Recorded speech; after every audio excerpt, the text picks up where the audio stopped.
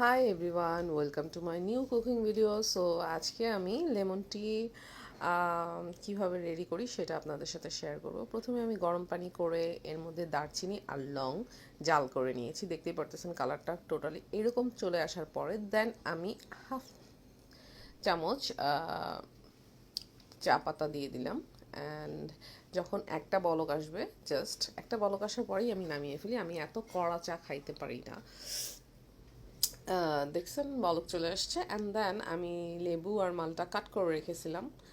And এটা ভালো মতো চিপড়িয়ে দিব অ্যান্ড এর মধ্যে দিয়ে দিব, যাতে লেবু এবং মালটার উপরের কোষের যে একটা ফ্লেভার সেটাও যাতে স্মেলটা চলে আসে। অ্যান্ড দেখতে পাচ্ছেন লেবু চিপড়িয়ে ভিতরে দিয়ে দিছি। এটা আমার শাশুড়ি আম্মার রেসিপি।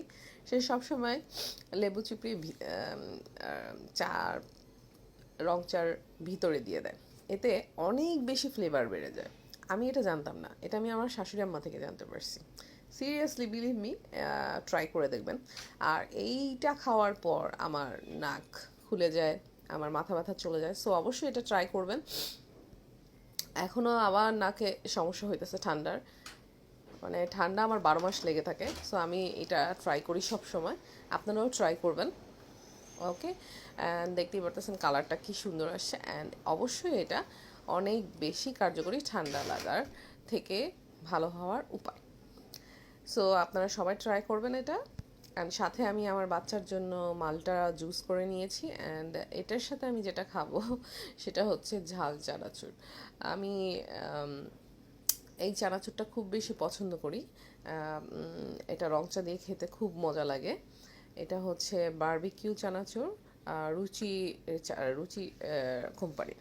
সো যদিও এটা কোনো প্রমোশনাল ভিডিও না, এটা জাস্ট আমি খাই, দ্যাটস ওয়াই আপনাদের সাথে শেয়ার করা। সো আল্লাহ হাফেজ, আশা করি আপনাদের আমার ভিডিওটি ভালো লাগবে। অ্যান্ড পরবর্তী ভিডিওর জন্য অপেক্ষা করুন। অ্যান্ড আমার মতো করে টিটা অবশ্যই বানিয়ে খাবেন। অ্যান্ড বাচ্চার জন্য আরেকটা ওয়েফার নিয়ে নিলাম এটার সাথে। আল্লাহ হাফেজ, ভালো থাকবেন। এই হচ্ছে আজকে আমার সন্ধ্যার নাস্তা।